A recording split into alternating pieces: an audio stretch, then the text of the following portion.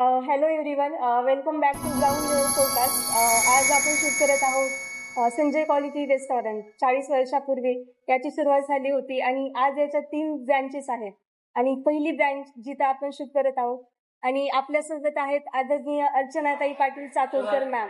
Of course सगळ्या लातूरकरांना आणि महाराष्ट्रातल्या लोकांना यांची ओळख असणारच. So welcome ma'am. Thank you. Ground लेवलच्या सर्व पॉडकास्टच्या दर्शकांना माझा नमस्कार. बालपण म्हणजे आयुष्यात हवे हवे असणारे आणि आनंदाचे क्षण असं म्हणतात. तर पॉडकास्टची सुरुवात आपण बालपणापासूनच करूया. जरूर. येस. तर तुमचं बालपण कसं होतं, म्हणजे फॅमिलीमध्ये कोण कोण होतं? मी ऍक्च्युली उदगीरलाच जन्मली आणि माझं शालेय शिक्षण पण उदगीरलाच झालं. माझं बालपण मला वाटतं की खूप आनंदात गेलं, कारण माझे आई वडील, मला 2 बहीण भाऊ आणि 2 बहिणी आणि 2 भाऊ आहेत. मोठं एकत्र कुटुंब होतं. घरात जवळपास 30 माणसं होतो आम्ही. आणि कोण कुणाचा मुलगा मुलगी, आई कोण काकू कोण, असं कधी फरकच कळला नाही. अशा एकत्र कुटुंबात वाढले आणि खूप आनंदात आणि प्रोटेक्टेड वातावरणात माझं बालपण. ही खूप महत्वाची गोष्ट आहे, कारण एकत्र कुटुंब पद्धती आज पाहायला भेटत नाही. तर तुम्ही ती स्वतः अनुभवली आहे, मग काय वाटतं तुम्हाला?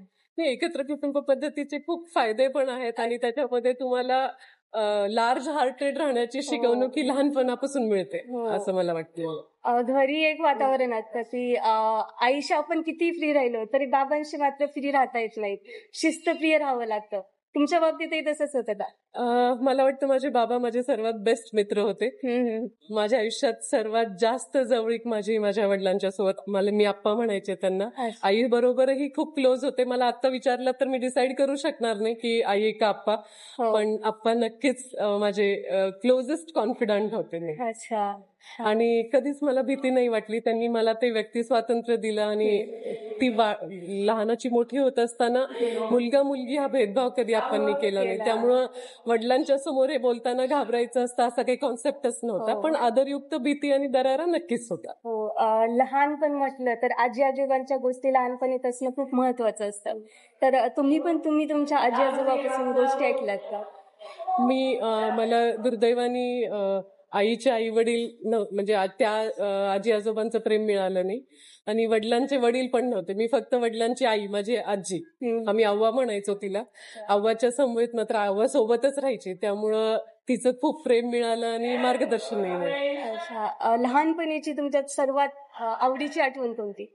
मला वाटतं आप्पांच्या सोबत शेतावर जाणं आणि तिथं त्या वाहत्या पाण्यात खेळणं ही सर्वात आवडीची आठवण आहे माझी. आणि लहानपण म्हटलं तर शेतात जाणं, पाखरांशी बघणं वगैरे, ते खूप महत्वाचं असतं. लहानपणी जो एक क्रेज असतो, बर्थडे जर असेल लहानपणी तर शाळेमध्ये चॉकलेट वाटणं किंवा सगळ्यांना घरी बोलवणं, ते लहानपणी एक क्रेज असतं जो आता मोठेपणी येत नाही. तर लहानपणी तुमचा बर्थडे सेलिब्रेट झाला, सर्वात महत्वाची गिफ्ट कोणी दिलं होतं? मला वाटतं आमच्या वेळी बर्थडे सेलिब्रेट करायचा वगैरे असा ट्रेंड नव्हता आणि माझे वडील त्याच्या थोडे सक्त विरोधात होते. ते म्हणायचे की जे मुलं अफोर्ड करू शकत नाहीत त्यांच्या मनावर परिणाम होतो, त्यामुळे असं भपकेबाजपणा करू नका असा त्यांचा आग्रह असायचा. आणि म्हणून कधी शाळेत आम्ही काही चॉकलेट वगैरे वाटणं असं कधीच नाही केलेलं. आणि ती समानतेची समतेची शिकवण मला वाटतं त्यावेळेपासूनच ते बालकडू मिळालेलं आहे. हो, जे तुमच्यात आता पण तेवढेच मिळलेलं आहे. प्रयत्न करते. लहानपणीचा सर्वात आवडीचा खेळ कोणता? मी मैदानी खेळ सगळे खेळायचे. मी उदगीरच्या लालबहादूर शास्त्री शाळेमध्ये होते आणि आमच्या शाळेत बऱ्याच मैदानी खेळांना मुलींना आणि मुलांना इक्वल अपॉर्च्युनिटी होती. आणि मला वाटतं की मी अभ्यासातही चांगलीच होते असं मला वाटतं आणि मैदानी खेळातही होते. इनफॅक्ट सगळे हसायचे की दोन्ही कसं जमतं तुला, पण जमलं. मला खो खो, कबड्डी, धावण्याची रेस, उंच उडी, लांब उडी, मी प्रत्येक रेसमध्ये भाग घेतला आणि त्याच्यात बक्षिसं पण मिळवली. म्हणजे लहानपणापासूनच तुम्ही क्लेवर आहात. I don't know. शाळेमध्ये मग शिक्षक कोणते फेवरेट होते, म्हणजे विषय कोणता आवडायचा? मला गणित खूप आवडायचं. गणिताचा विषय माझा आवडीचा होता, कारण कदाचित शिक्षकांचाही परिणाम असतो. मला शाळेत 8वी 9वी 10वीला मोरे गुरुजी म्हणून आमचे गुरुजी होते आणि खूप कडक होते ते, पण माझ्याशी कधीच ते कडक नव्हते. हो. आणि मला त्यांच्याबद्दलची एक स्पेशल आठवण आहे की त्यांच्या ट्युशनमध्ये अशी 60-70 आमच्या मुलींची बॅच असायची, पण ते एक कोपऱ्यात एक खुर्ची ठेवलेली असायची आणि त्याच्यावर गुरुजींनी कधीच कोणाला बसू दिलं नाही. ते म्हणायचे की अर्चनाची खुर्ची आहे. हो. आणि मला असं वाटतं की तो त्यांचाच आशीर्वाद आहे की आज मला तुम्हा सर्वांच्या सोबत यावरून असं वाटतं की विद्यार्थी घडवण्यात शिक्षकाचा खूप मोठा खूप वाटा मोठा असतो. खूप मोठा. तसंच माझे मुख्याध्यापक होते वेंद्र देशपांडे गुरुजी. त्यांच्याकडून आम्ही काय शिकलो तर करडी शिस्त. गुरुजींनी आम्हाला इतक्या शिस्तीत राहायला शिकवलं की शाळेला वेळेवरच जावं लागायचं, गणवेश स्वच्छच घालायचा, मुलांना उशीर झाला तर ते स्वतः शिक्षा घ्यायचे. मला वाटतं की तो अतिशय सुंदर गुण आमच्यामध्ये बिंबवला गेला. हो. तुम्ही जसं सांगितलं की तुम्हाला मैदानी खेळ खूप आवडतात. तर खेळताना कधी मैत्रिणींशी किंवा बहीण भावांशी भांडण झालंय? नाही, कधीच नाही. कारण ही खूप फनीच गोष्ट आहे. कारण लहानपण म्हटलं तर भांडणं वगैरे आलेच. हा, भांडाभांडी होते. ते आता बहीण भावांची जी वादावाद असते की माझ्या आणि माझ्या भावाचं इंटरव्हलचा वेळ एकच असायचा. हो. ती तव्यावरची गरम पोळी कोणाला मिळणार याच्यावरून नक्कीच आमच्या दोघांच्यात भांडण व्हायचं. हो. आणि आम्हाला इतकी पण अक्कल नव्हती की दोघांनी अर्ध घ्यायला पाहिजे. रोज भांडायचो आम्ही की मला हवी पहिली पोळी म्हणून. हम्म. लहानपणी बहीण भावांशी भांडणे तर व्हायचेच, पण जसं तुम्ही मोठे झालात तेव्हा त्यांचा सपोर्ट मिळाला असेल डेफिनेट. की माझ्या बहीण भावांचं माझ्यावर अनकंडिशनल प्रेम आणि विश्वास आहे. आयुष्यात कुठलाही निर्णय घेताना त्यांनी मला कधी प्रश्न विचारला नाही. आता मागे वळून बघताना वाटतं की तो निर्णय बरोबर होता की नाही माहित नाही, पण त्यांनी कधीच मला माझ्यावर गैरविश्वास नाही केला. त्यांनी मी करणार आहे म्हणते की हो कर, आम्ही सोबत आहे असं. कारण हे खूप महत्वाचं असतं. आपली माणसं सोबत असतील तर आणि यशस्वी मी खूप नक्कीच होतं. नशीबवान आहे, माझी पूर्ण फॅमिली माझ्यासोबत. लहानपणीची एखादी अशी मैत्रीण आहे का जी आज पण तुमच्या सोबत आहे? माझ्या अनेक मैत्रिणी, लहानपणापासून मित्र मैत्रिणींचा खूप मोठा परिवार होता. अच्छा. आणि माझ्या एक अशा नाही, अशा 5-6 मैत्रिणींचा आमचा ग्रुप होता. काही त्याच्यात क्लासमेट्स पण होते आणि आजही आम्ही थँक्स टू व्हॉट्सअप की आम्ही मधल्या खंडानंतर परत कनेक्ट झालेलो आहे. अच्छा. कारण मित्र-मैत्रिणींशी लहानपणापासून आताचं जे एज आहे तिथपर्यंत असं खूपदा होतं की नाहीच सोबत राहत आणि ते राहिले तरी त्यांच्याशी कनेक्टेड राहणं जमत नाही. नाही, तसं नाही झालं. नशिबाने मी सगळ्यांशी कनेक्टेड आहे, अधिकांश लोकांशी कनेक्टेड आहे. अच्छा. तुम्ही लहानपणी कधी विचार केला होता की पॉलिटिकल साईटमध्ये तुम्ही काम कराल? तसा विचार केला नाही, पण कदाचित ती माझ्यामध्ये आकर्षण असेल. कारण मला आठवतं की लहानपणापासून वेगवेगळ्या राजकीय विषयांवर माझ्या वडिलांसोबत मी चर्चा करायची आणि माझे वडील आदरणीय चाकणकर साहेबांच्या सोबत खूप जवळून काम करायचे. त्यामुळे घरातलं वातावरण राजकीय होतं. माझ्या माहेरचं वातावरण जेव्हा रझाकारचं पोलीस ऍक्शन वगैरे झाली त्यावेळी माझ्या सगळ्या फॅमिलीनी त्याच्यात हे केलं. त्यामुळे घरात राजकीय वातावरण नेहमीच राहिलेलं. कारण शाळेमध्ये असं होतं की शिक्षक वगैरे आले तर आपल्याला विचारतात काय व्हायचंय? आपण सांगतो डॉक्टर व्हायचंय, इंजिनियर व्हायचंय. तसं तुम्ही कधी सांगितलं होतं की मला एक राजकीय क्षेत्रामध्ये जायचंय? नाही, मला वकील व्हायचं होतं मुळात. अच्छा. वकील व्हावा असं माझी नक्कीच इच्छा होती. हो. पण आईची इच्छा होती की डॉक्टर हो, आणि म्हणून मग मी हा प्रवास पुढे केला. लहानपणीची शाळेतली एक आठवण म्हणजे थोडी मजेशीर आहे आणि सांगायला आवडेल तुम्हाला. मी लालबहादूर शाळेत होते आणि आमची शाळा त्यावेळी पत्र्याची होती शाळा. अच्छा. आणि पावसाळ्याचे दिवस आठवतंय, कारण पावसाळ्याचे दिवस म्हणजे अक्षरशः वर्गात चिखल व्हायचा आणि आम्हाला पाय वर घेऊन बसायला लागायचं. आणि थोडा जास्त चिखल झाला की गुरुजी म्हणायचे आता जा तुम्ही घरी. पावसाची इतकी आतुरतेने वाट तेव्हा नक्कीच बघायचो. ते एक मजेदार प्रसंग असायचा तो की वर्गात चिखल आहे, पाय वर घेऊन बसतोय, गणवेशाला तो चिखल लागून यायचा प्रयत्न करतोय. म्हणजे ती सगळी कसरत करायची, ती एक छान अनुभव होता. पाऊस आलाय म्हणून कधी शाळा बुडवली आहे का तुम्ही? शाळा बुडवली नाही, पण शाळेत गेलं की गुरुजनांच्या मागे लागायचं की सुट्टी द्या. कारण खूपदा असं होतं की पावसाळ्यात शाळेला जाऊच वाटत नाही आणि असं आशेवर शाळा बुडवायची अशी मला कधी इच्छाच व्हायची नाही. मला शाळेत जायला खूप म्हणजे आवडायचं. इंटरेस्ट खूप होता शाळेमध्ये. लहानपणी उन्हाळ्याच्या सुट्ट्या लागल्या की असायचं की मामाच्या गावाला जायचंय. तर तुमचं पण असंच होतं काही सुट्ट्या लागल्या की हा उद्या मामाच्या गावाला जायचंय असं काही? माझ्या आईचं माहेर उदगीरमध्येच होतं आणि माझे वडील कधी आम्हाला कुठे सोडायचे नाही, तेच आम्हाला फिरायला वगैरे घेऊन जायचे. आणि कधी कुठलीच गरज वाटली, आई वडिलांनी भरभरून दुसऱ्या कुठल्याच नात्याची आवश्यकता वाटली. लहानपणीचा तुमचा सर्वात आवडीचा क्षण? माझ्या आई वडिलांसोबत एकदा मी तिरुपतीला गेले आणि तिथे पहाटे उठून दर्शन घेतलं आणि आप्पांनी अगदी गरम गरम वाफळत ती कॉफी आणि इडली आणलेली आणि आम्ही तिघांनी बसून त्या बेंचवर खाल्ली होती. तो मला खूप, आता आई वडील नाहीयेत त्यामुळे तो प्रसंग सारखा सारखा आठवत राहतो गेलं त्यांच्यावर. आपल्या बोलण्यावर इथे कळालं की लहानपणी तुम्ही खूप हुशार, खूप अभ्यासू होता, पण लहानपणी पण हे माझ्या गुरुजनांना किंवा मित्रांना विचारावं लागेल, मी म्हणणं योग्य नाहीये. लहानपणी कधी, थँक्यू, आभारी आहे. लहानपणी कधी काही खोटकर गोष्ट केली आहे का शाळेमध्ये असताना? शाळेत खोड्या करायचो, पण असं अगदीच कोणाच्या नजरेत येईल असं काही वेळ पण नसायचा, अभ्यासात जरा जास्त व्यस्त असायचो. लहानपणी जी रविवारची सुट्टी असते ती आपल्यासाठी खूप महत्वाची असते, कारण आपली शाळा म्हणजे सकाळी 10 ते 4 असायची. तुमची कशी? नाही, माझी शाळा सकाळी 7:30 ते 1 वाजेला. अशा जिल्हा परिषद शाळेमधून? नाही, जिल्हा परिषद नाही, माझी शाळा प्रायव्हेट होती. पण रविवार म्हटलं की एक उत्साह असतो की आपल्याला काहीतरी वेगळं करता येईल. तर तुम्ही तुमचा रविवार कसा स्पेंड करत होतात? रविवारी माझ्या आईचा आग्रह असायचा की आम्ही बागकाम करायला पाहिजे त्या दिवशी. तेव्हा सकाळचे 1-2 तास घरातली जी बाग होती त्याला आळे करणं, कचरा स्वच्छ करणं, त्याला पाणी देणं, खत पाणी करणं, हे तिचा अगदी अट्टहासाने आग्रह असायचा, तो व्हायचा. मग दुपारच्या वेळेत कोणी मित्रमैत्रिणी घरी यायचे किंवा मी त्यांच्याकडे खेळायला जायचे.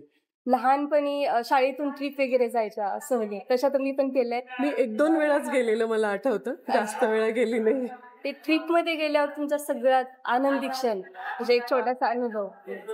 ट्रिप मध्ये मला जी आठवते, मला वाटतं 5वी-6वी ला असताना गोव्याला गेलो होतो आम्ही.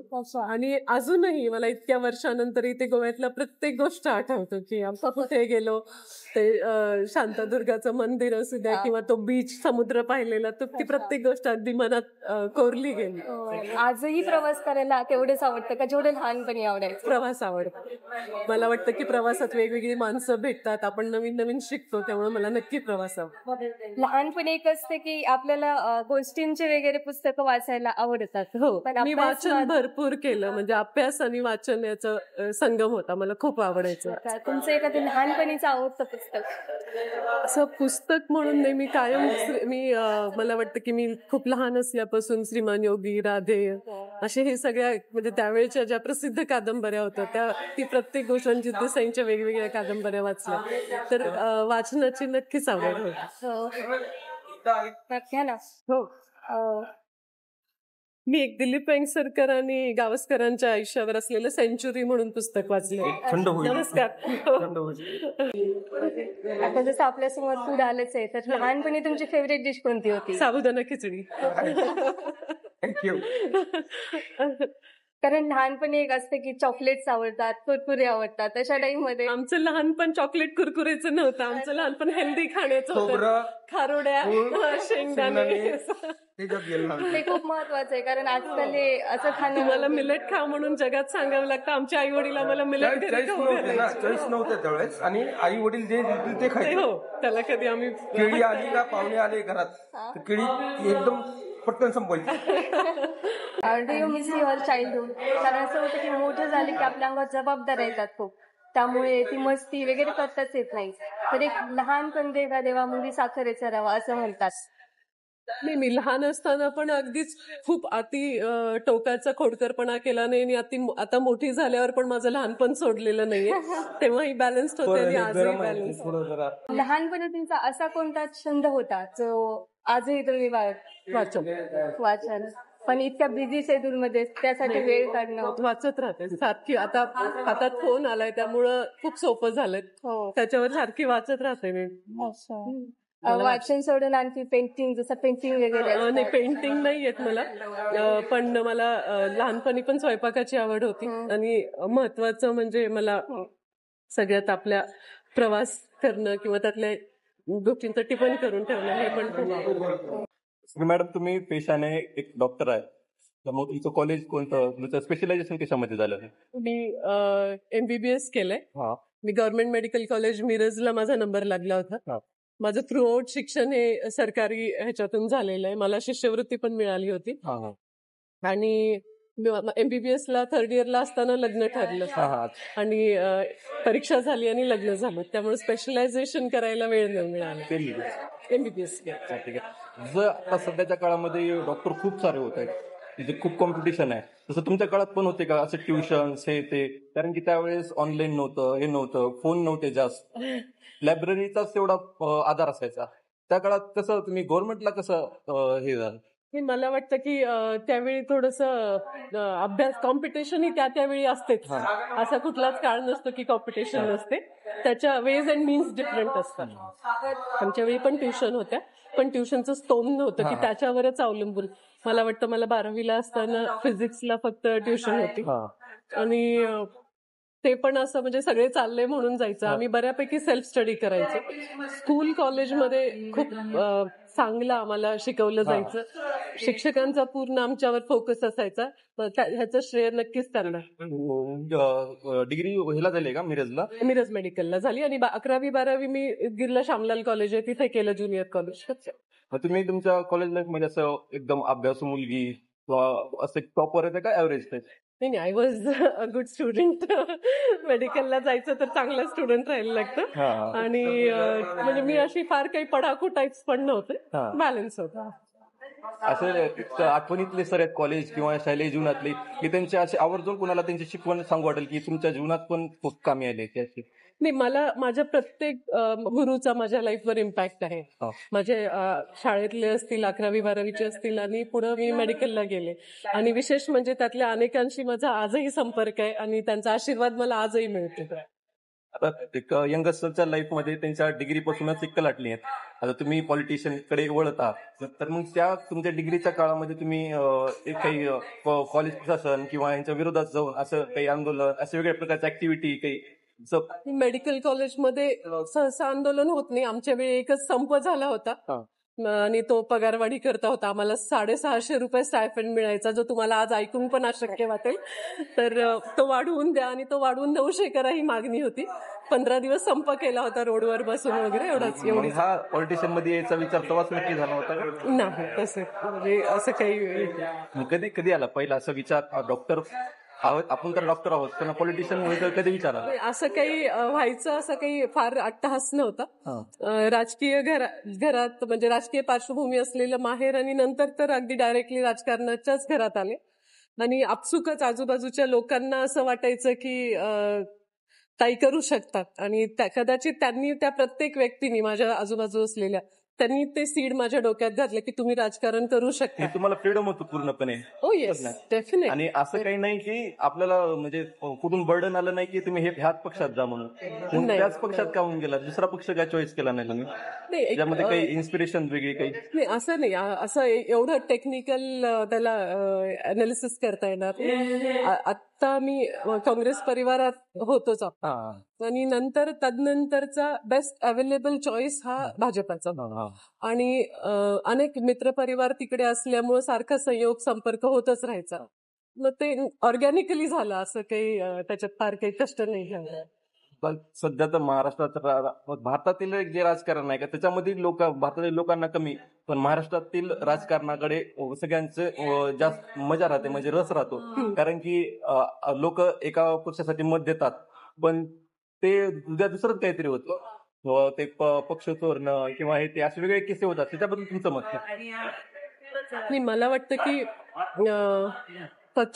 आपण एका पक्षाला आणि व्यक्तीला मतदान करतो, हे नक्कीच ह्याच्यावर कॉन्स्टिट्यूशनच्या लेवलवर विचार व्हायला हवा. कारण कायद्यात लूप होल्स असतात म्हणून ते वापरले जातात. हा मानवी स्वभाव आहे, आपला स्वभाव आहे की त्याच्यात आपल्याला लूप होल मिळालाय की आपण निवडून आल्यावर आपण पक्ष बदलू शकतो. ही कायद्याने आपल्याला मोकळीक दिली म्हणून ते घडतंय. तर जर कायदा काही त्याच्यात बदल करता आला तरच हे पण याच्यात कुठे ना कुठे जनतेची फसवणूक टाईप होत नाही का थोडीफार? फसवणूक म्हणजे त्यांनी या पक्षासाठी आम्हाला हे पक्ष नको, अगदी बरोबर आहे. हा युवकांचा सेंटिमेंट आहे आणि तो मला वाटतं की तो प्रत्येक राजकीय पक्षाने रिस्पेक्ट केला तर अधिक बरं राहील. राजकारणात असे पॉलिटिशियन कोणते तुम्हाला इन्स्पिरेशन करतात? Barack Obama. कोणती कोण त्यांचे? बराक ओबामा आफ्रिकन अमेरिकन होते. हा. त्यांचा जन्मही त्या देशात झाला नव्हता. इतक्या विपरीत परिस्थितीत अमेरिकेचे 44वे राष्ट्राध्यक्ष आपण होऊ शकतो, म्हणजे तो प्रवास किती असामान्य असेल ह्याचा विचार, आणि म्हणून मला त्यांचा खूप प्रभाव वाटला. सुराज पाटील चापकर साहेब त्यांच्याकडून लर्निंग काय घेत, म्हणजे त्यांचं इतकी एक गोष्ट इतकी आवडली अशी सगळ्यांना सांगा वाटतं मला. त्यांचा अजात शत्रू स्वभाव आहे. ती कोणाशीच कधीच कोणाबद्दल मी त्यांच्या तोंडून वाईट बोललेलं ऐकलेलं नाहीये, किंवा ते कधी कोणाबद्दल मनामध्ये नेगेटिव्हिटी ठेवत नाही. जो दे उसका भला, जो ना दे उसका भी भला, असं असतं. आणि ती मला शिकायचं आहे ते त्याच्या. तुमच्या वॉलपेपरवर कोणाचा फोटो आहे, मला बघायला खूप आवडेल.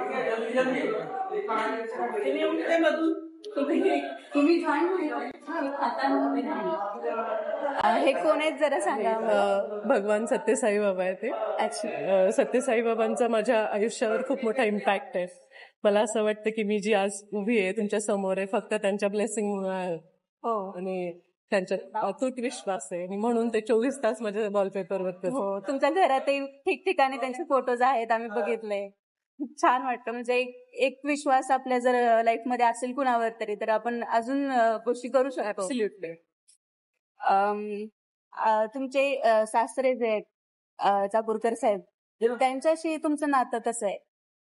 मला वाटतं फादर इन लॉ मधला इन लॉ हा शब्द गेलेला आहे. Father he is my father, आणि तेही मला डॉटर इन लॉ नाही तर डॉटर म्हणूनच ट्रीट करते. त्यामुळे यू कॅन अंडरस्टँड एका मुलीचं आणि वडिलांचं नातं जसं असतं तसं सेमच आहे. तुमच्या घरी जेव्हा सगळेजण जेवायला बसलेले असतात किंवा फॅमिली टाइम तुम्ही स्पेंड करतात, त्यावेळी काय गप्पा होतात त्यांच्या बरोबर? घरी आग्रह असा असतो की ब्रेकफास्ट लंच डिनर सगळ्यांनी एकत्र करायला पाहिजे, आणि त्यावेळी गप्पा 99.99 ह्या जागतिक, नॅशनल आणि स्टेट लेवलच्या पॉलिटिक्स भोवतीच फिरत असतात. कारण ते पॉलिटिक्स मध्ये खूप अग्रेसर राहिलेले आहेत. मग ते सांगतात, शिकवतात, असं कधी होतं? नाही, अजिबात नाही. तो एकदम फ्री फ्लोईंग कॉन्व्हर्सेशन असतं, आणि आम्हाला त्यांचे अनुभव, कारण मला वाटतं त्यांनी इंदिरा गांधी, राजीव गांधी, नरसिंहरावजी, त्यानंतर सोनिया गांधी आणि राहुल गांधी या सर्व काँग्रेसच्या शीर्ष नेत्यांसोबत मोठा त्यांचा पॉलिटिकल जर्नी राहिलेला आहे. भारताच्या इतिहासातल्या अनेक घटनांचे ते साक्षीदार आहेत. त्यामुळे आमच्यासाठी त्यांनी सांगितलेली एक छोटी गोष्ट पण खूप महत्वाची, आणि त्यांच्या बोलण्यातून पण हे जाणवतं, आणि ते दुसऱ्यांचं ऐकून घेण्यासाठी सतत तयारच असतात. ते असं खोडत नाहीत कुणाची गोष्ट, ऐकून घेतात व्यवस्थित. तर हे ऐकून घेण्यावरून एक पुढचं विचारते की पार्लिमेंटमध्ये स्पीकर राहिलेले आहेत साहेब, तर म्हणजे एक जवळपास 550 खासदार असतात पार्लिमेंटमध्ये. त्या सगळ्यांना शांत ठेवणं वगैरे एक स्पीकर करतात. तर स्पीकर म्हणून त्यांनी हे सगळं केलेलं आहे पार्लिमेंटमध्ये. मग घरात पण ते तुम्हाला असं शांत वगैरे ठेवतात का? नाही, घरात मला वाटतं व्यक्तिगत जीवनात माणूस वेगळा असतो, आणि तेही तुमच्या वडिलांसारखे, आजोबांसारखेच आहेत. त्यामुळे असं घरी कधी काही तसं होत नाही, शांतच आहेत ते घरात. देशाचे डिफेन्स मिनिस्टर पण राहिलेले आहेत, त्यांनी डिफेन्स मिनिस्ट्री सांभाळलेली आहे. सो एक कुटुंबासाठी डिफेंड करणं किंवा प्रोटेक्टिव्हनेस त्यांची असं बघायला भेटली आहे का तुम्हाला? हो, ही इज व्हेरी प्रोटेक्टिव्ह. म्हणजे आम्ही बाहेर निघालो तर गाडीत ड्रायव्हर कोण आहे, सोबत कोण आहे, आणि पोचल्यावर त्यांना निरोप जावा लागतं की आम्ही पोचलोय म्हणून. पॉझिटिव्हनेस नाहीये, प्रोटेक्टिव्हनेस नक्कीच आहे. त्यांचं ते डिफेन्स मिनिस्ट्री सांभाळणं कुठेतरी तुमच्या कुटुंबासाठी सुद्धा एक हे म्हणून येतंय. बरोबर आहे. ते आम्हाला सारखं सांगतात की अलर्ट राहायला पाहिजे, आपल्या आजूबाजूला घडणाऱ्या घटनांच्यावर लक्ष ठेवा, छोट्या छोट्या गोष्टींच्या टिप्स देत असतात. आणि त्यांचं बारीक लक्ष सुद्धा आहे प्रत्येक गोष्ट. अगदी. म्हणजे आताही ते फार ह्याच्यामध्ये असतात, म्हणजे त्यांना आवडतं सगळ्यांचं ऐकून. आणि रेलेव्हंट राहणं हे त्यांचा सगळ्यात मोठा चांगला गुण आहे की आजही, म्हणजे ते आता 89 वर्षांचे, माझी धाकटी मुलगी 25 वर्षाची, एवढा गॅप असला तरी ती प्रत्येक गोष्ट तिच्याकडून समजून घेण्याचा प्रयत्न करते. हे आम्ही पण ऑब्झर्व केलं त्या दिवशी त्यांना भेटून. खूप छान वाटलं होतं खरं तर त्यांना बोलून वगैरे. इथून पुढचे मी क्वेश्चन ना एक मुलगी म्हणून एक मुलीच्या पर्स्पेक्टिव्हने विचारलं, ठीक आहे? आता माझ्या आजूबाजूच्या मुली आहेत, माझ्या मैत्रिणी आहेत, आता जवळपास सगळ्यांचंच लग्नाचं वय झालंय, सगळ्यांचं कुठेतरी कुणाच्या तरी गोष्टी चालू होतात. बघणं वगैरे चालू होतं. तर तुम्हाला काय वाटतं की एका मुलीने एका पार्टनरमध्ये नेमकं काय बघितलं पाहिजे? म्हणजे तो सपोर्टिव्ह असणं हे जास्त बघितलं पाहिजे की सेटल आहे की नाही हे बघितलं पाहिजे? मला वाटतं की प्रत्येक मुलीनी आपण सेटल होण्यासाठी जो सपोर्टिव्ह असेल असा पार्टनर शोधायला पाहिजे. पहिली गोष्ट समजलं ना. हो. सपोर्टिव्ह आणि सेटल ह्या 2 गोष्टी वेगळ्या नसायला पाहिजे. तू प्रत्येक मुलीनी, आणि ही बाब फक्त मुलींनाच नसायला पाहिजे, तर मुलांनाही पार्टनर शोधताना आपली इक्विव्हलंट आपण शोधतोय, तर तिनेही आपल्याबद्दल सपोर्टिव्ह असायला पाहिजे, हा थॉट त्याच्या मनात असायला पाहिजे. बरोबर. आणि मग एकमेकांना सपोर्ट करून Correct. स्वतः सेटल होण्याकडे. लग्नानंतरचं मराठीतला एक सुंदर शब्द आहे सहजीवन येते. हो. तर त्या जीवनाचा तो बारकावा दोघांनाही तेवढाच महत्वाचा आहे. बरोबर. म्हणजे ते सोबत एकमेकांना घेऊन चालण्याचीच आपली कॅपॅसिटी पाहिजे. तुमचं जेव्हा लग्न झालं, तर तुमच्या लग्नाला जवळपास एक 30-35 वर्ष इतके वर्ष झाले, त्यावेळेस तुम्हाला आठवतं का की लग्न झाल्या तुम्ही जेव्हा सासरी आलात तेव्हा नेमका काय सगळ्यात मोठा बदल काय जाणवला होता तुम्हाला? हे बदल म्हणजे चाकूरकर साहेबांच्या फॅमिलीचे पूर्वीचेच नाते असल्यामुळं मला व्यक्ती किंवा जागा नवीन नव्हती. पण ऑफकोर्स सून म्हणून आल्यावर काही गोष्टी नवीन वाटल्या. हो. पण असा काही खूप फरक नव्हता. आणि मला वाटतं फरक केव्हा होतो जर आपण एक परराज्यात गेलो किंवा परप्रांतातून आपला किंवा आंतरधर्मीय आंतरजाती विवाह असेल तर खूप बदल होतो. आता लातूर आणि उदगीर संस्कृती तशी काही फार वेगळी नाही, त्यामुळे तसा काही फार फरक वाटला. पण एक लग्नाच्या आधी थोडंसं ते दडपण फील होतं. नक्कीच होतं. मला वाटतं जगातल्या प्रत्येक स्त्रीला ते दडपण फील होत असणार. ते कसं तुम्ही हँडल केलंय? ते होतं ऑर्गॅनिकली, तडतडचा तेवढा स्ट्रेस घ्यायचा नसतो. म्हणजे आजकाल मुलींना तो खूपच येतो स्ट्रेस की मला होईल की नाही, मला जमेल की नाही, असा एक प्रश्न. नाही, आपण सुरुवात निगेटिव्ह नोटवर केली की मला जमेल की नाही, तर न होण्याची शक्यता जास्त असते. मला जमणार आहे ह्या भावनेतून आपण गेलो तर नक्कीच जमून जातं. ते इतकं अवघड पण नाहीये. बरोबर. अजून एक मुलगी म्हणूनच मला प्रियंका चोप्राचा एक डायलॉग आहे, ते एका पॉडकास्ट मध्येच बोललेली की good girls don't make history, bold girls make history, असं त्याचं एक वाक्य होतं. त्याच्यावर तुम्हाला काय वाटतं की बरोबर आहे का, कसं आहे? ते प्रियंका चोप्राचं ओपिनियन असेल. मला वाटतं की मुलींनी करेजियस असावं. म्हणजे बोल्डची व्याख्या आपल्या म्हणजे आपल्या सराउंडिंग मध्ये तरी थोडी निगेटिव्ह नोटवर जाते. हो. तर म्हणून मी म्हणेन की मुलींनी करेजियस असावं, आपल्या मतासाठी हट्टी असू नये पण असर्टिव्ह असावं. अच्छा, म्हणजे आपलं मत स्पष्ट, आणि आपल्यात स्पष्टता असेल तरच उत्तर स्पष्ट मिळतं. आपण कन्फ्युज आहे आणि समोरच्यांनी स्पष्ट उत्तर द्यावं ही अपेक्षा नाही करायला पाहिजे. मग हे जे फ्लुएन्सी आहे ऑफ थॉट्स ही कुठून येणार? की म्हणजे माझ्या वयाच्या ज्या मुली आहेत, आम्ही हेच फेस करतो की आम्हाला आमचे मतच मांडण्यासाठी फार असं हे प्रोत्साहन पण नाही भेटत एकतर, आणि आम्हाला ते करताही नाहीये फॉर सम रिझन. मी थोडीशी चिंतित झाले बेटा, कारण मला म्हणजे तुमच्या जनरेशनला हा प्रश्न नसेल असं वाटत होतं. आणि जर हा प्रश्न आहे तर मग नक्कीच समाजाने विचार करावा लागेल की आज इतक्या शिकलेल्या मुलींना जर हा प्रश्न पडतोय तर there is some problem in our social setup. पहिली गोष्ट.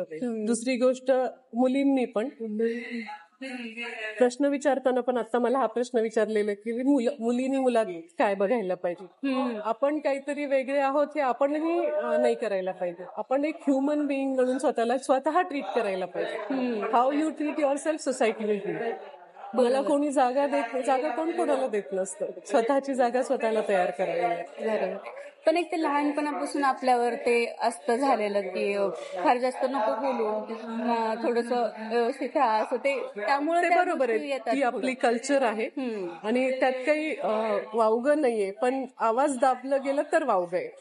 खरं तर तुमच्या खूप साऱ्या पर्सनॅलिटीज आहेत. म्हणजे तुम्ही डॉक्टर आहात, आता राजकारणामध्ये आलाय, आणि आई, मुलगी, सून, बहीण, बायको हे सगळे रोल्स तुम्ही प्ले करता. तर ह्या सगळ्यांमधला कुठला सगळ्यात फेवरेट रोल आहे तुमचा? मी आई बनली ती मला खूप आवडतं. आणि कुठला अवघड आहे सगळ्यात? आईच बनणं अवघड आहे. दोन्हीचं उत्तर एकच निघालं. डॉक्टर कारण आपल्या मुलांची चांगली आई होणं ते सगळ्यात चॅलेंजिंग रोल. बरोबर आहे. आपली पुढची पिढी आपण घडवणार असतो, त्यामुळे ती जबाबदारी आपल्यावरच असणार आहे. अवघड आहे तितकंच आहे आणि ते आवडतं पण मला करायला. डॉक्टर असताना पण असं हे व्हायचं का की एवढं मोठं हॉस्पिटल वगैरे मी कसे सांभाळणार किंवा पेशंट अशी मी कशी डील करणार? मी अनफॉर्च्युनेटली मी पेशंट्सला डील केलं नाही. मी ऑन्टरप्रिनर झाले. म्हणजे मी उद्योजिका झाले आणि हॉस्पिटल उभं केलं, चालवलं. मी पेशंटशी डायरेक्टली चेक नाही केलं. त्यामुळं ते पण मला समहाव माझ्या आई वडिलांनी माझी पर्सनॅलिटी अशी घडवली की मला भीतीच नाही वाटत कशाची.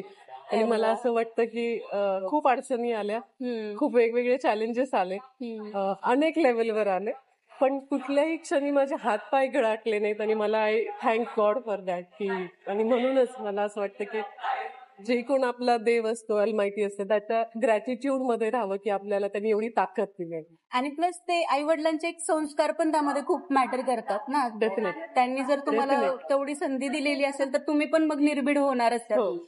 त्या विश्वासाचीच ताकद असते. हो.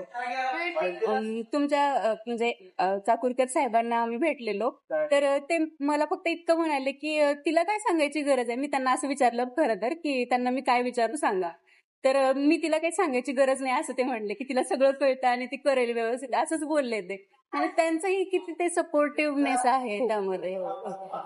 त्यांच्याबद्दल काहीतरी सांगा की म्हणजे त्यांनी कधीच तुम्हाला अडवलेलं वगैरे नाहीये कुठलीच गोष्ट करण्यासाठी. आमच्या घरात असं एकमेकांना रोखणं किंवा परवानगी घेणं हा विषय नाही, पण आम्ही प्रत्येक जण एकमेकांना सांगून करतो जे काही. आणि जर समजा एखाद्याला दुसऱ्याची गोष्ट नाही आवडली तर तेही आम्ही सांगतो की मला हे पटत नाही, but you take a call. म्हणजे लास्ट डिसिजन तुमचा असणार आणि you have to own it. आपल्या डिसिजनचा स्वतःला ओनरशिप घेण्याची ती मात्र जबाबदारी प्रत्येकावर आहे. म्हणजे त्यातून चांगलं वाईट होण्याची जबाबदारी तुम्ही घ्यायची. मग तुम्ही ब्लेम नाही करू शकणार की दुसऱ्यांच्यामुळे झालं. मग त्याआधी तुम्ही पूर्ण विचार करा, स्वतःला तयार करा आणि मगच त्यात उतरा. असंच आहे ते. ठीक आहे, आता आपण लातूरमध्ये बसलोय. लातूरच्या सगळ्यात फेमस रेस्टॉरंट मध्ये बसलोय आपण. तर लातूरची अशी तुमची सगळ्यात आवडती अशी गोष्ट कुठली आहे? मला लातूर म्हटलं की माझ्या चेहऱ्यावर एक स्माईल येतं, कारण मला वाटतं आपण कुठेही राहिलो तर आपापल्या गावाचं एक आकर्षण असतं. म्हणजे संजय क्वालिटी प्रमाणे, नावाप्रमाणेच ती क्वालिटी आहे. पोहे, खिचडी मला वाटतं सारखं पॅक होऊन येत असतं माझ्या घरी. नंबर 2 मला किसन हलवाईचे पेढे आमच्या घरातलं परमनंट फिक्सर आहे ते. तदनंतर ब्रिज हॉटेलची बाकुरवडी. सगळी जण जगात वेगवेगळ्या ब्रँड्सची बाकुरवडी खातात, पण आम्हाला ब्रिज हॉटेलचीच बाकुरवडी आवडते. तदनंतर संगम भेळ आवडते, सुंदर वडापाव आवडतो. म्हणजे माझ्या घरचे ड्रायफ्रुट्स अजूनही मधुबनच्या ड्रायफ्रुट्सच्या शॉपमधून जातात. म्हणजे कुठे आम्ही दिल्लीत राहतो, पण इथला औराद यांच्याकडून माझी जडीबुटी, औषध, सगळं किराणा त्यांच्याकडून मी घेत असते. म्हणजे ह्या गोष्टींना क्लोज टू हार्ट आहे. म्हणजे आपल्या लोकल गोष्टींबद्दल आपल्याला ते एक असतंच आणि ते तुम्ही जपले नाही. डेफिनेटली. त्याही लोकांनी आम्हाला फॅमिली सारखं ट्रीट केलेलं आहे, त्यामुळे तो दुवा कधीच तुटलेला नाही. लातूरमध्ये कुठली अशी गोष्ट आली तर खूप छान होईल असं तुम्हाला वाटतं? एखादी कुठली तरी गोष्ट. मला वाटतं लातूरला मी जेव्हा बाहेर पडते प्रत्येक वेळी एक नवीन ब्रँड आलेला असतो आणि लातूर एकदम छान व्हायला लागले आपलं. आणि I am very happy to see this progress. Brands तर मला वाटतं ऑलमोस्ट सगळे आलेलेच आहेत, त्यामुळं. पण अशी कुठली एखादी सुविधा असेल किंवा काही ज्याची आता सध्या कमतरता वाटते लातूरमध्ये? प्रश्न थोडा सोशल होईल, पण मला वाटतं की तरुणांना आणि आम्हाला सगळ्यांनाच लातूरमधला स्वच्छतेचा विषय थोडासा पेनफुल वाटतो. बरोबर. Don't take it in a political sense. फक्त माझं म्हणणं आहे की आपण सगळ्यांची ऍज अ सिटीजन आपली जबाबदारी आहे की आपलं शहर सुंदर असावं. बरोबर आहे. कचरा वगैरे न टाकणं हे आपली जबाबदारीच आहे आणि आपण ते करायलाच पाहिजे. बदलत्या जगानुसार टेक्नॉलॉजीमध्ये पण खूप बदल आलेले आहेत. आता AI वगैरे गोष्टी ऐकतो आपण. ह्या सगळ्यांची तुम्हाला असते का, माहिती असते का? हो. आणि स्वतःला अपडेटेड राहण्याचा प्रयत्न करते. आणि इंटरनेटवर खूप आता आमचाही प्रेझेन्स खूप वाढलाय, त्यामुळे त्या गोष्टी इनेव्हिटेबल आहेत. तुम्हाला त्या समजतातच. आर्टिफिशियल इंटेलिजन्स इन हेल्थ केअरची मी एक 5 वर्षांपूर्वी कॉन्फरन्स अटेंड केली होती, जी नॅशनल लेवलची कॉन्फरन्स होती, आणि तेव्हा मला पहिल्यांदा आर्टिफिशियल इंटेलिजन्स बद्दल समजलं होतं. मग तिथे मला स्पीच करायचं होतं म्हणून मी मग रिसर्च केला, आणि तेव्हापासून मग ऑफकोर्स ट्रॅक करतेच आहे. तुम्ही सतत ट्राय करता स्वतःला अपडेट करायचं. Absolutely. हे वेगवेगळ्या विषयांची नॉलेज तुम्ही कुठून घ्यायचा प्रयत्न करता? इंटरनेटच आय आहे थिंक गुगल बाबा आता सगळ्यांनाच मदत करतोय त्यामुळे. प्लस तुमचे मुलं सुद्धा हो त्यामध्ये येस, माझ्या मुली, मला काही समजलं नाही तर मी पटकन त्यांना विचारते, बाहेर फजिती नको व्हायला म्हणून घरातल्या घरात आधी मुलांच्याकडून विचारून घेते. त्या पण छोटस गुगल आहेत तुमचं.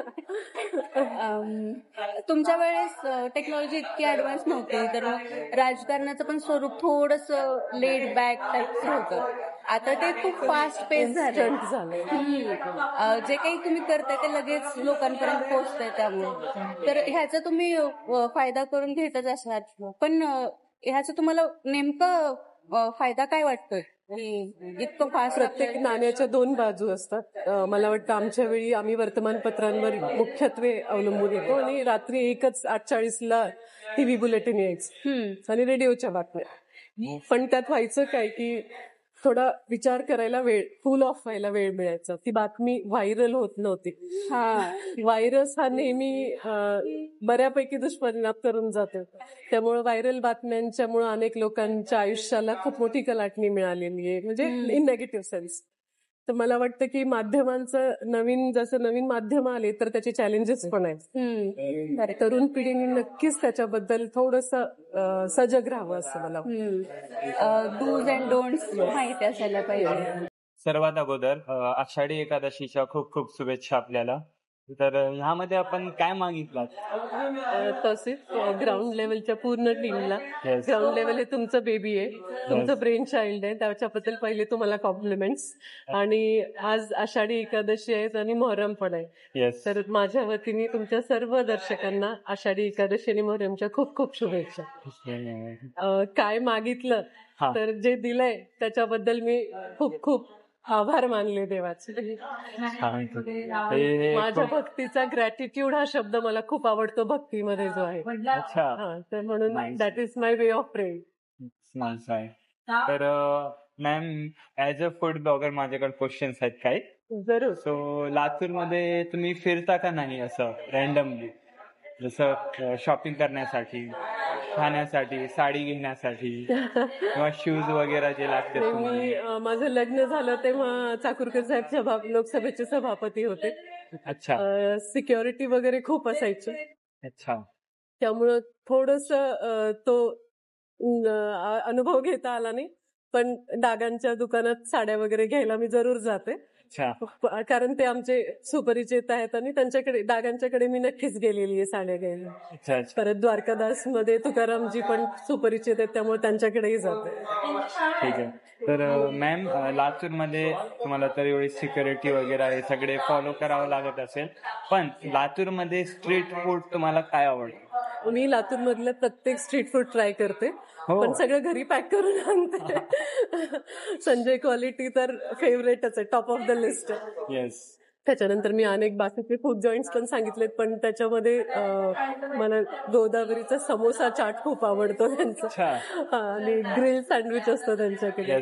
वाडामधलं जेवण आवडतं वाडाचं, ते पण आपले पारिवारिक स्नेहीच आहेत. मग ते म्हणजे ह्यांच्या घरी येत असतं, मागून घेत असते जेवण. Enjoy everything. येस. तुळजाईची तो काहीतरी उत्तप्पम असतो असा बटर मध्ये भिजलेत, तो खूप आवडतो.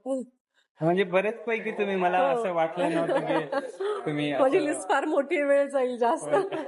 म्हणजे तुम्ही चांगल्याच हॉटेलपेक्षा सगळं फूड शौकीन आहे खाण्याचं, त्याच्यामुळे म्हणजे माझ्या कामाच्या गोष्टी आता मला भेटतील.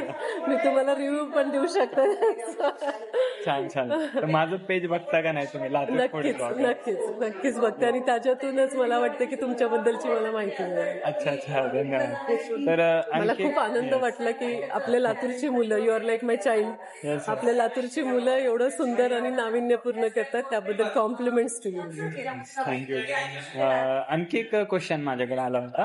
जर तुम्ही फूड लाईन मध्ये बिझनेसेस तर खूप आहेत, पण माझ्या डोक्यात असं आला होता की म्हणजे लेडीज कसं आहे कुकिंग मध्ये एक्सपर्ट असतात है ना. तर जर तुम्ही बिझनेस वुमन असला असता तर तुम्ही कोणता बिझनेस तुम्ही प्रेफर केला असता आणि त्या बिझनेस मधून महिलांच्या व्यवसायात अधिक संधी कोणत्या बिझनेस मध्ये भेटली असती महिला? I think food business. मी स्वतः फूड, चांगलं जेवण्याची आवड आहे, चांगला स्वयंपाक करण्याची आवड आहे आणि मला वाटतं की हा बिझनेस कधीच बंद पडणार नाही फूडचा जो आहे. कारण खाण्याची आवड ही प्रत्येकालाच असते. अच्छा, म्हणजे कंटिन्युअसली Sustainable राहील. येस रेग्युलरली लोकांची नीड असते. Yes. त्यामुळे हे महिलांना पण हे बिझनेस त्याच्यामध्ये चांगली संधी भेटेल असं वाटतं. आणखी मॅडम, लातूरमध्ये आपण राहता, तर लातूरमध्ये गोलाईच्या गल्ल्यामध्ये तुम्हाला कन्फ्युजन झालंय का नाही कधी? नाही, फिरलाच का नाही तुम्ही फिरले गोलाई? मी बऱ्याच वेळा प्रचाराच्या साठी खूप वेळा तिथे फिरण्यात आले अच्छा. आणि वेगवेगळ्या कार्यक्रमांना जातच असते. येस म्हणजे असं रॅन्डमली कधी चला गोलाईत जरा जाऊन येऊन नाही, तसं कधी नाही. म्हणजे टोटली मला तुमचा खूप टाइम? कंटाळा आला तर शेताकडे जाते मी. अच्छा, कुठे आहे? मी स्वतः शेती करते त्यामुळं- हो त्यामुळं बाप. मला माझा तो आवडता टाइमपास आहे मग शेतात जाणं. असं आहे का? तुम्ही स्वयंपाक करता का नाही घरी? हो, अगदी आवर्जून करते. स्वयंपाकामध्ये तुम्हाला काय बनवायला आवडतं जास्त? मला सगळा स्वयंपाक येतो, अगदी लोणच्यापासून ते रोजचा दैनंदिन स्वयंपाक, Italian, Mexican, I can cook everything. पण मी किती चांगलं कुक करते हे माझ्या फ्रेंड्सना आणि माझ्या मुलांना विचारायला पाहिजे. ठीक आहे, तर त्याच्यामधली कोणती डिश आपल्या तुमच्या मुलांना आणि घरामध्ये आवडते तुमच्या हाताची बनवली? मी एकच सांगेन की जेवताना पहिला घास घेतल्यावर माझ्या मुली म्हणतात, Maugham you have not cook. म्हणजे त्यांना बरोबर लक्षात येतं की कोणी बनवलेलं आहे, त्याच्यातच उत्तर आहे सगळं. मीठ कधी जास्त झालंय का नाही? मी स्वतः मीठ खूप कमी खाते त्यामुळे माझ्या हातून मीठ पडतच नाही. म्हणजे असं बेसिकली होते की कधी कधी वुमन्सना हातानं मीठ जास्त पडतं आणि घरच्या लोकांपासून दाट खावी लागते, तसं कधी नाही, तसं नाही झालं ना? अंदाज तसा बरा आहे स्वयंपाकाचा. ठीक आहे, तर कुटुंबामध्ये जेव्हा असं तुम्ही जेवायला बसता तर काय चर्चा होते असं रॅन्डमली? रॅन्डम जर साहेब नसतील तर मग मुली आणि आम्ही right from web series to gossips to affairs everything. साहेब असतील तर फक्त राजकारणाची चर्चा होते, देशाच्या आणि राज्याच्या वेगवेगळ्या गोष्टीची चर्चा. छान. तर ह्याच्यामधून आणखी तुम्ही आपल्या मुला मुलींशी क्लोज आहात का नाही? Very close, very very. आणखी आई फक्त वडिलांना? मुलींशीच नाही तर माझ्या मुलींच्या सर्व फ्रेंड्स सोबत पण मी खूप. अरे बाबा, तर हे एकच गोष्ट आहे की सध्या युथ जे आहे म्हणजे स्टुडंट्सशी खूप आमचं कॉन्टॅक्ट होतो. त्यांचं आम्ही खूप ऐकून घेतो गोष्टी, काय गोष्टी त्यांना अडचणी येतात, ट्युशन विभागातल्या आहेत. तर मला एक गोष्ट कॉमन भेटली सर्वांपासून की आई वडील त्यांच्याशी फ्रँक नाही, फ्रेंडली नाही. त्यामुळे त्यांचे जे इमोशन्स आहेत ते त्यांनी कुणासमोर मांडावे. तर आई वडिलांना पाहिजे का नाही आपल्या मुलांसोबत जास्त क्लोज राहावे, जास्त फ्रेंडली राहावे, त्यांचे इमोशनल सपोर्ट त्यांना भेटावं. तुमचं काय मत आहे? नक्कीच, पॅरेंटिंग हा खूप ट्रिकी विषय आहे आणि त्याच्यामध्ये ना तो एक फाईन बॅलन्स असावा लागतो. फ्रेंडली झालं तर तुम्ही मुलं पण आगाऊ असता, मग त्याचा मिसयूज करता आणि जास्त स्ट्रिक्ट झालं तर ते आमच्या अंगलट येतं. त्यामुळं पेरेंटिंग मध्ये स्लिपरी ग्राउंड आहे, पण जिथे मुभा द्यायची तिथे पूर्ण द्यायला पाहिजे. आणि जर तुम्ही फ्रीडम घेताय तर you should understand your responsibility. He basic गोष्ट मुलांना कायम सांगत राहिलं. येस. आणखी याच्यामध्ये आणखी एक थोडासा डिफरंट क्वेश्चन, चित्रपट कोणता आवडतो तुम्हाला? माझा आवडता चित्रपट दिवार आहे सगळ्यात. मला अमिताभ बच्चनचे सर्वच पिक्चर खूप आवडतात. अच्छा, म्हणजे ऍक्टर कोण आहे फेवरेट? तसं पहिल्याच्या काळात डेफिनेटली अमिताभ बच्चन, पण आता वेब सिरीज खूप बघत असते मी, त्यामुळे मला आता सगळ्यात top of the line Manoj Bajpayee, Pankaj Tripathi, then Nawazuddin पण आवडतो. I am not lagging behind. पण ते असं वाटतं की ते नॅचरली ऍक्टर, येस. त्यामुळे ऍक्च्युली मी स्वतः एक मिमिक्री आर्टिस्ट आहे. मला त्यांची आवाज काढता येते. एक्सलंट. नवाजुद्दीन सिद्दीकी, पंकज त्रिपाठी, भरपूर नेते पण आहेत, भरपूर आपण एक सेलिब्रिटीज पण त्याचं आहेत. स्पेशल एक इव्हनिंगला बसूया त्याच्यावर. बिलकुल बिलकुल. मी तर खूप एक्सायटेड आहे, म्हणजे कुठे तुम्हाला एंटरटेन काहीतरी करून दाखवू. तर मॅम, जर तुम्ही भारतात प्रवास केला असेल तर तुम्हाला कोणत्या डिशेस आवडतात मी भारतामधल्या? जिथे जाते ना, राहिले मी कुठेतरी, पण माझा अट्टहास असतो की तिथल्या, जसं आपलं संजय क्वालिटी आहे, हा तर मी ज्या ज्या गावात व्हिजिट करते तिथले जे सोबत famous? असतात ऑफिस, हा. जे सोबतचे जे असतात लोक, हा. त्यांना म्हणते की इथल्या गावातलं लोकल रेस्टॉरंट जुनं कुठलं आहे, आणि मी आवर्जून तिथे जाऊन तिथे जेवण घेऊ. म्हणजे तुम्हाला माहित आहे की कुठं खायला पाहिजे, हो, म्हणजे येस. गावात. आणि माहित नसेल तर सांगितलं. त्याचा रिसर्च करून जाते की कुठे हो. काय खायचं. छान. आपल्या लातूरमध्ये वेळामोश्या खूप चांगल्या प्रकारे बनवली जातात.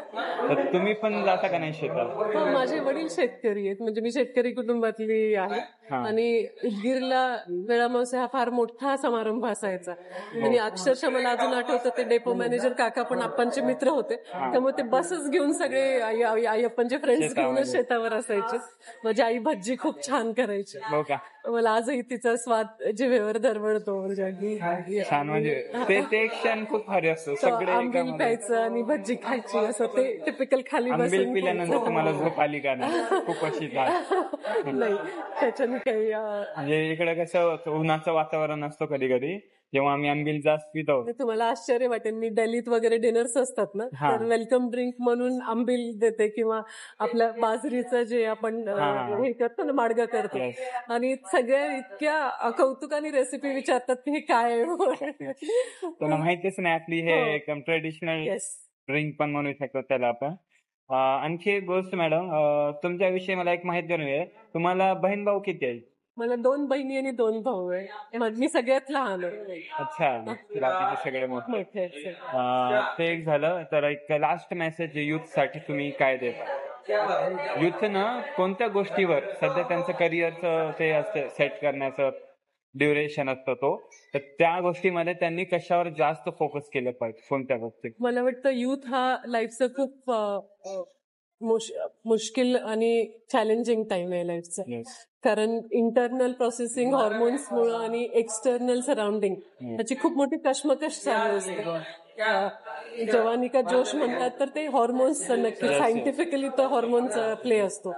मला वाटतं की मुलांना नेहमी हा स्ट्रेस असतो की आपण बरोबर आहे, रिबेलियन होतात मुलं, घरच्यांच्या विरोधात जाण्याच्या मतात असतात. आणि तुमच्या पिढीला तर अधिक चॅलेंज हे आहे की तुम्ही कायम इंस्टाग्रामवर, फेसबुकवर लोकांच्या आयुष्यात फार जवळ जाऊन डोकावण्याचं तुम्हाला एक हातात बसून एक साधन जे आलेलं आहे.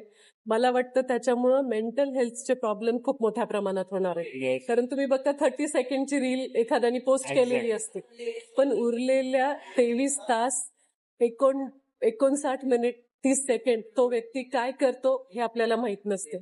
तोही त्याच प्रवासातून जात असतो, चांगल्या वाईट, स्ट्रेस, स्ट्रगल, फेल्युअर, सक्सेस जे आपण जातोय. त्यामुळं युवकांनी त्याचा स्ट्रेस न घेता, मला असं वाटतं त्याच्यामध्ये कॅरीड अवे होऊ नका. Treat it like a entertainment, don't treat it like a life. Right. Use for entertainment. Yes, absolutely. Entertainment, education, तुम्हाला अनेक नवीन आयडियाज येऊ शकतात त्याच्यामध्ये. वर्ल्ड मध्ये तुम्ही कनेक्ट करू शकता. त्याचा वापर करा, पण त्याचा गैरवापर नाही करा. एक्झॅक्टली. म्हणजे ते असं तरुण मुलांना सगळ्यांना मी निवेदन करेन की आपली मेंटल हेल्थ खूप काळजी घ्यायला पाहिजे. आणि दुसरं महत्वाचं आहे फिजिकल हेल्थ, दोन्हीची लक्ष. ह्याच्यावर पण एक क्वेश्चन, तुम्ही लक्ष देता का नाही फिटनेसकडे, वर्कआउट वगैरे, योगा? मी वर्कआउट नाही करत. I am not found of gym. मी योगा कर. छान.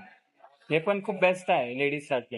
आणि लेडीज फक्त किचन साठी, लेडीज साठी नाही, योगा जेंट्स आणि लेडीज दोघांच्यासाठी आवश्यक आहे. माझ्या डोक्यात हे होतं, मी स्वतःच्या आईला बघतो ना मी, तर मला वाटत नाही की फक्त ते किचन साठी बनलेली आहे, है ना. मी सगळ्या आईंना तुमच्या थ्रू एक मेसेज द्यायला इच्छितो की योगा म्हणजे जॉगिंग वगैरे असं म्हणजे फिजिकल वर्क नाही आहे तो, फक्त इकडून तिकडे स्वयंपाक करणार, ह्याच्यानं फिजिक मेंटेन होत नाही. त्यांना बाहेर निघावं लागेल, चालावं लागेल. तर ह्या गोष्टीला चक्क उडून देतात आई लोक. नाही, मला वाटतं त्याच्यात थोडं समाजाची पण एक जी ब्रॉडर आउटलाईन असते ना, की घरात काम करत राहणं हेच तुमचं महत्वाचं काम आहे असं त्या बायकांना सांगितलं जातं. हा. मला वाटतं की महिलांनी विशेष आपल्या तब्येतीची काळजी घ्यावी, कारण जगात कोणाला असं नसो, आपल्या मुलांना आपली खूप गरज असते Yes, yes. आणि आपली तब्येत चांगलं राहणं हे आपल्या मुलांच्यासाठी खूप Yes, आवश्यक आहे. म्हणजे ते फिट राहतील तर बाकीच्या गोष्टी त्यांनी बघतील. आणखी एक ते तुम्ही म्हणलं ना सोशल मीडिया, ठीक आहे, सोशल मीडियाचा एवढ्या छान प्रकारे युज करू शकतो आपण. जसं की आमची टीम आहे, आमची टीम सोशल मीडियाचा लोकांसमोर लोकांना आणण्याचं काम करतोय. जे लोकांना जे तर कमी पडलेत त्या गोष्टी आमच्या पॉडकास्ट मधून जे सक्सेसफुल आहेत आणि जे आर्टिस्ट पण आहेत तर आमच्या व्हिडिओ थ्रू ते भेटावे म्हणून असला आमचा सोशल मीडियाचा आम्ही यूज पण करत. सो मॅम, मी तुम्हाला काही रॅपिड फायर क्वेश्चन्स विचारणार आहेत. जसं एक सिंगल वर्ड मध्ये तुम्हाला ते आन्सर करायचं आहे, ठीक आहे. उदगीर का लातूर? आत्ता लातूर. ओके. राजकारण की डॉक्टर? राजकारणातली डॉक्टर. हो, नाईस. गोड की तिखट? चटपटा. नाईस. मूवी का सिरियल?